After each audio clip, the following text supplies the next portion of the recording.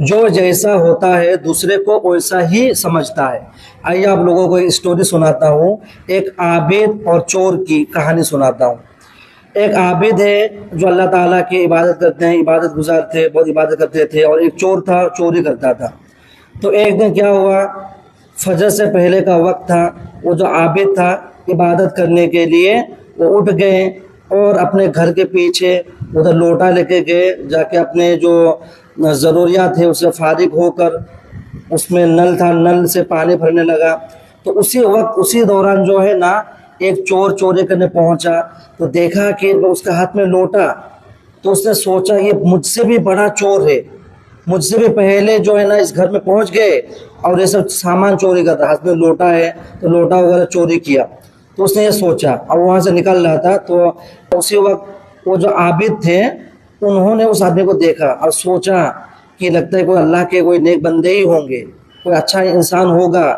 اللہ کی عبادت کے لیے اٹھا ہوگا، وضو بنانے کے لیے جا رہا ہوگا یا نہا دھو کے پاک صاف ہونے جا رہا ہوگا۔ تو انہوں نے یہ سوچا،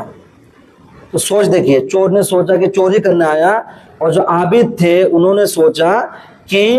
یہ جو ہے نا اللہ کی عبادت کے لیے اٹھے ہوں گے، ٹھیک ہے۔ تو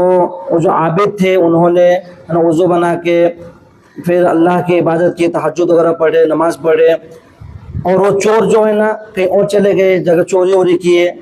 اب چوری ووری کیے کرنے کے بعد ایک ندی کے اس کنارے پہ وہ نہا رہا تھا، کہ کالے چوری کرنے گیا تو کہیں دھول مٹی کالی وولی کو لگ گئی ہو، اس کو صاف کرنے کے لیے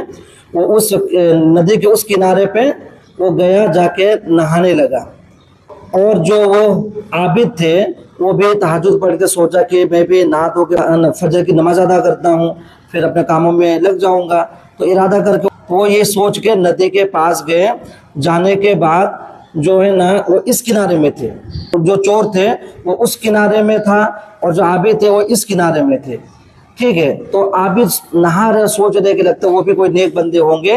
تو ہے نا اللہ کی عبادت کے لیے ہے نا اٹھے ہوں گے، اور نہا دھو کے پاک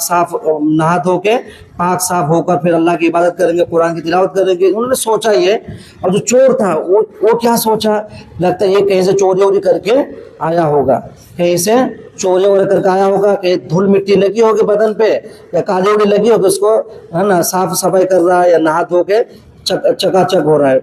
تو یہ سوچا، تو اس میں کیا سمجھ میں آ رہی ہے، جو چور ہے دوسرے کو چور ہی سمجھ رہا ہے، اور جو نیک ہے وہ دوسرے کو نیکی سمجھ رہے۔ اسی طرح اس دور میں بھی بہت ایسے لوگ ہیں دوسرے پر الزام لگاتے ہیں، دوسرے کو جھوٹا کہتے ہیں، جو بھی بولتے ہیں، لیکن خود جھوٹے ہوتے ہیں، وہ خود چور ہوتے ہیں۔ جو چور ہوتے ہیں دوسرے کو چور سمجھتے ہیں، جو جھوٹے ہوتے ہیں دوسرے کو جھوٹے، اس کو وہی نظر آتا ہے، جو خود ہوتا ہے نا ہر انسان کو وہی اپنے ہی جیسے ہی نظر آتا ہے۔